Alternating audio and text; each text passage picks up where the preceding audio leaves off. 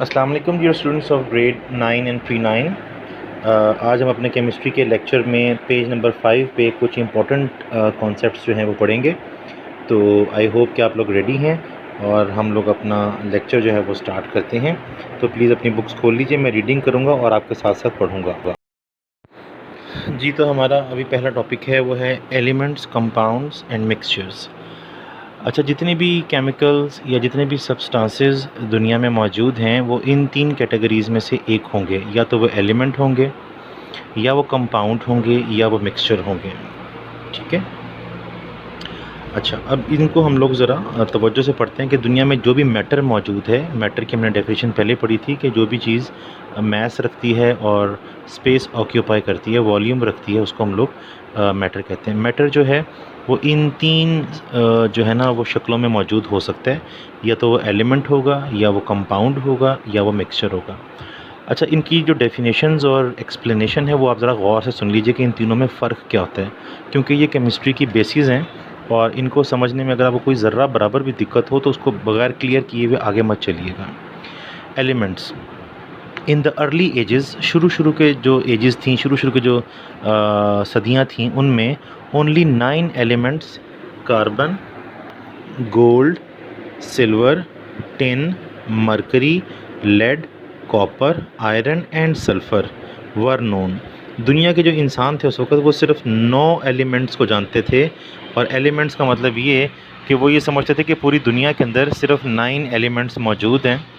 At that time it was considered, और ये समझा जाता था, that elements were the substances, के एलिमेंट्स वो सब्सटेंसेस हैं that could not be broken down into simple units. इनको मज़ीद डिवाइड करके सिंपल यूनिट में नहीं हम लोग तकसीम कर सकते। बाय ऑर्डिनरी केमिकल प्रोसेसेस, आम केमिकल प्रोसेस के ज़रिए इनको डिवाइड नहीं कर सकते, ये आम तौर पे इंडिविजिबल हैं। Until the end of 19th century, यानी कि 1800 की जो एंडिंग थी, 1800 80 90, तो उसे 19th सेंचुरी बोलते हैं। तो 19th सेंचुरी के एंड तक 63 एलिमेंट्स हैड बीन डिस्कवर्ड। इन 9 के बजाय 63 एलिमेंट्स डिस्कवर किए जा चुके थे नाउ। और अब इस दौर में 118 एलिमेंट्स हैव बीन डिस्कवर्ड। दुनिया में टोटल कितने एलिमेंट डिस्कवर हो चुके हैं? 118। आउट ऑफ विच, जिनमें से 92 आर नेचुरली अकरिंग एलिमेंट्स, 92 ऐसे हैं जो कुदरती तौर पर ही ज़मीन में पाए जाते हैं। ठीक है। अच्छा, अब यानी कि 92 अगर पाए जाते हैं, इसका मतलब कि बाकी के जो हैं वो सिंथेटिक होंगे या वो लैब में बनाए गए होंगे। Modern definition of element is that, अब आजकल के दौर में एलिमेंट की जो मॉडर्न डेफिनेशन है वो समझनी पड़ेगी हमें। इट इज़ अ सब्सटेंस, ये वो सब्सटेंस होता है made up of same type of atoms, जिसके तमाम एटम्स, चाहे उसमें 1 बिलियन एटम्स हों, चाहे 10 ट्रिलियन एटम्स हों, वो सब के सब एटम एक जैसे होंगे। हैविंग सेम एटॉमिक नंबर, उन सब का एटॉमिक नंबर एक जैसा होगा। एटॉमिक नंबर बच्चों आपको याद होगा, एटॉमिक नंबर का मतलब होता है number of protons in nucleus of an atom. तो किसी भी एटम के न्यूक्लियस में जितने प्रोटॉन्स पाए जाते हैं उसको हम एटॉमिक नंबर कहते हैं। तो तमाम के तमाम एटम्स जो कि एक एलिमेंट में होते हैं उन सब का एटॉमिक नंबर एक जैसा होता है। And can not be decomposed, और इनको तोड़ा नहीं जा सकता, इनटू सिंपल सब्सटेंस, इससे भी मज़ीद सादा सब्सटेंस में ये नहीं टूट सकते। इनको अगर हम तोड़ना चाहेंगे तो ये प्रोटॉन्स, न्यूट्रॉन्स और इलेक्ट्रॉन्स में तो टूट जाएंगे, लेकिन सिंपल और किसी एलिमेंट में नहीं टूटेंगे, ये सिंपलेस्ट फॉर्म में ही मौजूद हैं। बाय ऑर्डिनरी केमिकल मींस, आम केमिकल रिएक्शन के ज़रिए से इनको नहीं तोड़ सकते। इट मींस, इसका मतलब ये हुआ that each element is made up of unique type of atoms, कि हर एलिमेंट एक अलग तरह के एटम से मिल के बनता है। That have very specific properties, और उनकी बड़ी ख़ास प्रॉपर्टीज़ अपनी होती हैं। मतलब ये कि हमने जो आज तक 118 एलिमेंट्स डिस्कवर किए हैं इंसान ने, तो इसका मतलब कि 118 टाइप्स ऑफ एटम्स हम लोगों ने डिस्कवर किए हैं आज तक। और 118 टाइप्स ऑफ एलिमेंट जो एटम्स हैं वो किन बेसिस पे एक दूसरे से अलग अलग हैं? एटॉमिक नंबर की बेस पे, हर एक का अपना नंबर ऑफ़ प्रोटॉन है। ठीक है, या नंबर, एटॉमिक नंबर जिसको हम बोलते हैं। Elements occur in nature, elements nature में पाए जाते हैं इन फ्री और कंबाइंड फॉर्म, या तो वो फ्री होते हैं या फिर वो किसी से कंबाइन करके रह रहे होते हैं। All the naturally occurring elements found in the world, जितने भी नेचुरली मौजूद, यानी कि जिसकी हमने बात की थी उन 92 की, वो जितने भी एलिमेंट्स दुनिया में मौजूद हैं, have different percentages in earth's crust. वो ज़मीन के जो क्रस्ट है, ज़मीन की जो लेयर्स हैं, उनके अंदर डिफरेंट परसेंटेज में पाए जाते हैं। इसके अलावा कहाँ पाए जाते हैं? Oceans and atmosphere. या तो वो ज़मीन में पाए जाते हैं, या वो पानी में ओशियंस के, और या फिर वो हवा में पाए जाते हैं। टेबल जो नीचे दिया गया है shows natural occurrence in percentage by weight of some major elements around us. हमारे इर्द गिर्द जो कुछ ज़्यादा पाए जाने वाले एलिमेंट्स हैं, उनका बाय वेट जो है वो परसेंटेज दिखाई गई। It shows concentration of these major elements found in 3 main systems of our environment. हमारे एनवायरनमेंट के अंदर जो 3 हिस्से हैं मेन एनवायरनमेंट के, जिसमें अर्थ है, पानी है और एटमॉस्फेयर हवा है, तो उनमें कहाँ कहाँ कौन कौन कितना कितना पाया जाता है। मेजर एलिमेंट्स सिर्फ आपसे शेयर किए गए हैं, आप गौर कीजिए। क्रस्ट ऑफ अर्थ, अर्थ की लेयर्स के अंदर, मट्टी के अंदर ऑक्सीजन 47% पाई जाती है, सिलिकॉन 28% पाई जाती है और एल्यूमिनियम 7.8% पाया जाता है। ओशंस के अंदर ऑक्सीजन 86% पाई जाती है, हाइड्रोजन 11%, क्लोरीन गैस 1.8%। हवा के अंदर नाइट्रोजन 78%, ऑक्सीजन 21% और आर्गॉन गैस 0.9% पाई जाती है। एलिमेंट्स में बी सॉलिड्स, ये जो एलिमेंट्स होते हैं, जिनके एलिमेंट्स का मतलब वो हुआ कि ऐसा सब्सटेंस जिसके सारे एटम्स एक जैसे होते हैं। एलिमेंट्स में बी सॉलिड, लिक्विड और गैसेस, ये मैटर की तीनों स्टेट्स में पाई जाती हैं, सॉलिड, लिक्विड, गैस के अंदर। Majority of the elements exist as solids. ज़्यादातर इनके इन 92 में से जो नेचुरली अकरेंगे, इनमें से ज़्यादातर जो हैं वो सॉलिड होते हैं, जैसे कि sodium, copper, zinc, gold, iron वगैरह। There are very few elements, बहुत ही कम एलिमेंट्स ऐसे हैं विच अकर इन लिक्विड स्टेट, जो कि नेचुरली ही लिक्विड पाए जाते हैं। मरकरी एंड ब्रोमीन, ये 2 नेचुरल एलिमेंट्स हैं जो कि नॉर्मल कंडीशंस में भी लिक्विड फॉर्म में होते हैं।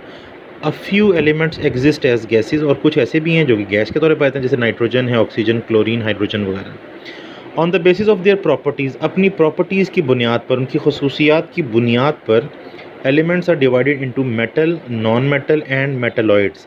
अपनी प्रॉपर्टीज़ की बुनियाद पर एलिमेंट्स को हम 3 हिस्सों में बांटते हैं, या तो वो मेटल्स होते हैं, या वो नॉन मेटल्स होते हैं, और या वो मेटलॉइड्स होते हैं। About 80% of the elements are metals, और जितने भी नेचुरली अकरिंग हैं एलिमेंट्स हैं, उनमें से 80% मेटल हैं, इसलिए क्योंकि वो 80% से ज़्यादा सॉलिड्स हैं। ठीक है, तो हम लोग इसको कमिंग लेक्चर्स में देखेंगे, या आने वाले मज़ीद जो हम लोग जब बुक्स पढ़ेंगे इसके आगे, तो देखेंगे कि मेटल में, नॉन मेटल में और मेटलॉइड्स में क्या फ़र्क है। लेकिन अभी तक हमने ये गेन किया कि एलिमेंट क्या होता है और एलिमेंट किन सूरतों में पाया जाता है, मेजर एलिमेंट्स कौन से हैं हमारे इर्द गिर्द, तो ये हम लोगों ने पढ़ा। अब हम अपने नेक्स्ट पेज पे चलते हैं और कुछ और इम्पोर्टेंट टर्मिनोलॉजीज़ जो हैं उनको समझने की कोशिश करते हैं। तो प्लीज़ आप लोग अपना पेज टर्न कीजिएगा। जी, पेज नंबर 6 पे आइए।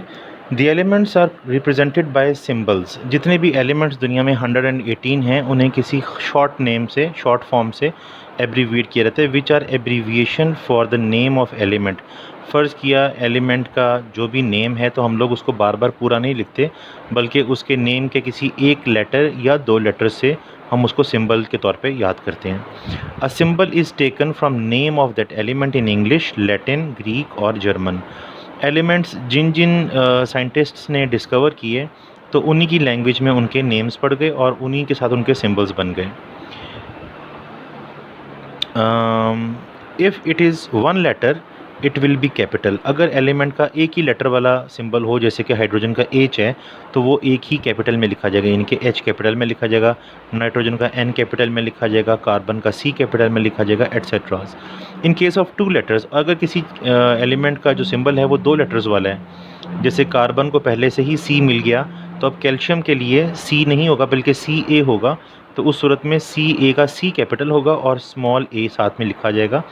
नाइट्रोजन का N लिखा गया, पहले ही नाइट्रोजन का कैपिटल N आ गया, तो सोडियम के लिए फिर N के साथ A लिखा जाएगा। ठीक है, इसी तरह से क्लोरीन के लिए चूँकि कार्बन से पहले ही C हम लोग उसको दे चुके हैं कार्बन को, तो क्लोरीन के लिए फिर Cl लिखेंगे, और जो L होगा वो स्मॉल ABC या लोअर केस में होगा।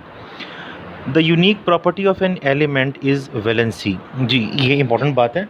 कि किसी भी एलिमेंट की जो अपनी एक यूनिक प्रॉपर्टी होती है, अपनी एक ख़ास प्रॉपर्टी होती है, वो वैलेंसी होती है। और वैलेंसी क्या होती है? इट इज़ ये इसकी डेफिनेशन हम लिख रहे हैं, it is combining capacity of element with other elements. किसी एक एलिमेंट की किसी दूसरे एलिमेंट के साथ कंबाइन करने की जो कैपेसिटी होती है, उसको हम लोग वैलेंसी कहते हैं। It depends upon the number of electrons in the outer most shell. और वैलेंसी किस चीज़ पर डिपेंड करती है कि उस एलिमेंट के सबसे बाहर वाले शेल के अंदर, जिसको वैलेंस शेल भी कहते हैं, उसमें कितने इलेक्ट्रॉन्स हैं। अगर इलेक्ट्रॉन पूरे हैं उसके अंदर, उसको इलेक्ट्रॉन्स की नीड नहीं है, तो फिर उसकी दूसरों के साथ मिलने की सलाहियत या कंबाइनिंग पावर ना होने के बराबर या नहीं होगी। और अगर उसके कुछ इलेक्ट्रॉन्स कम हैं, तो वो सिर्फ उनके साथ कंबाइन करेगा जो इसको इलेक्ट्रॉन देना चाहते होंगे। और अगर इसके पास इलेक्ट्रॉन्स एक्स्ट्रा हैं, तो फिर ये सिर्फ उनसे कंबाइन करेगा जो इसके एक्स्ट्रा इलेक्ट्रॉन कबूल कर सकते हैं, इसकी रिसीव कर सकते हैं इससे। इन सिंपल कोवलेंट कंपाउंड्स, आम कोवलेंट कंपाउंड्स में जहाँ पे शेयरिंग होती है इलेक्ट्रॉन्स की, आप जानते हैं valency is the number of hydrogen atoms which combine with one atom of that element और the number of bonds form by one atom of that element. जी, हम जब बात करते हैं कोवलेंट बॉन्ड्स की, तो कोवलेंट बॉन्ड के अंदर वैलेंसी का मतलब ये है कि वो एलिमेंट जिसकी हम बात कर रहे हैं, कोई भी है, कार्बन है फ़र्ज़ किया, तो वो कितने नंबर ऑफ हाइड्रोजन को अपने इर्द गिर्द बॉन्ड में रख सकता है। मतलब अगर किसी भी कंपाउंड के अंदर कार्बन ने 4 हाइड्रोजन को अपने इर्द गिर्द एडजस्ट किया हुआ है, उनसे बॉन्ड बनाया हुआ है, तो मतलब वहाँ पे इसकी जो कंबाइनिंग पावर है वो 4 है। अगर किसी कंपाउंड में उसने 3 हाइड्रोजन एडजस्ट किए हैं, तो वहाँ पे कार्बन की वैलेंसी 3 शो हो रही है। और अगर किसी जगह पे कार्बन ने 2 बॉन्ड्स बनाए हुए हैं, तो वहाँ पे इसकी 2 शो हो रही होगी। ठीक है, इसी तरह से कार्बन के साथ अगर नाइट्रोजन या कोई और भी अटैच है, तब भी वो चीज़ें ही काउंट करती हैं कि कितने नंबर ऑफ बॉन्ड्स ये बना रहा है, वही इसकी वैलेंसी होती है। The valency of chlorine, oxygen, nitrogen and carbon is 1, 2, 3 and 4 respectively. पहले अगर आप यहाँ पे एग्जांपल देखिए, तो पहला जो कंपाउंड है HCl, उसमें क्लोरीन की 1 है वैलेंसी,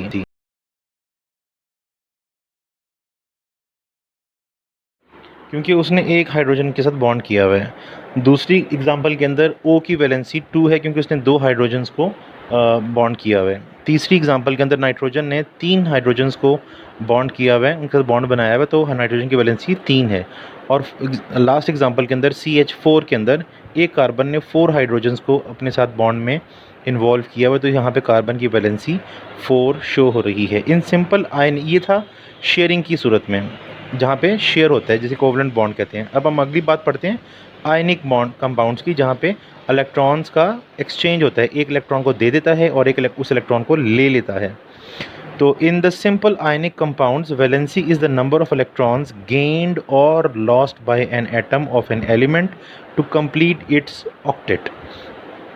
अपने सबसे बाहर वाले शेल को कंप्लीट करने के लिए एक एटम जितने इलेक्ट्रॉन लूज़ करता है या जितने इलेक्ट्रॉन अपने आसपास किसी से गेन करता है, वो उसकी वैलेंसी कहलाती है। अगर वो इलेक्ट्रॉन लूज़ करता है तो वैलेंसी के साथ प्लस लिखा जाता है, मतलब किसी ने 2 इलेक्ट्रॉन लूज़ किए तो उसकी वैलेंसी +2 होगी, या किसी ने अगर 2 इलेक्ट्रॉन्स गेन किए हुए हैं तो उसकी -2 होगी।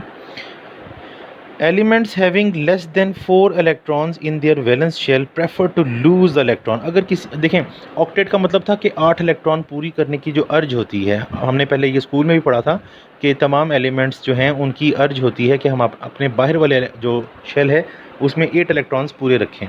अब अगर किसी के 4 से ज़्यादा हैं बाहर वाले शेल में इलेक्ट्रॉन्स, तो फिर वो लूज़ करने के बजाय गेन करने की तरफ तवज्जो करेगा, तो उसकी वैलेंसी माइनस में आएगी। मतलब किसी के 5 है तो वो चाहेगा कि 5 लूज़ करने से बेहतर मैं 3 गेन करूं, तो उसकी वैलेंसी -3 होगी।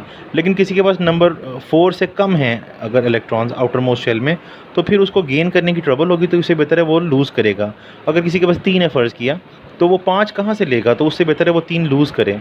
तो उस सूरत में उसकी वैलेंसी जो है वो +3 होगी। वो 3 इलेक्ट्रॉन्स को लूज़ करके अपने आउटर मोस्ट शेल के जो ऑक्टेट रूल है, यानी कि 8 पूरी करने की जो अर्ज है, वो उसकी पूरी हो जाएगी कि वो उस रेस से ही बाहर निकल जाएगा, अपने उस शेल को बिल्कुल वैकेंट कर देगा।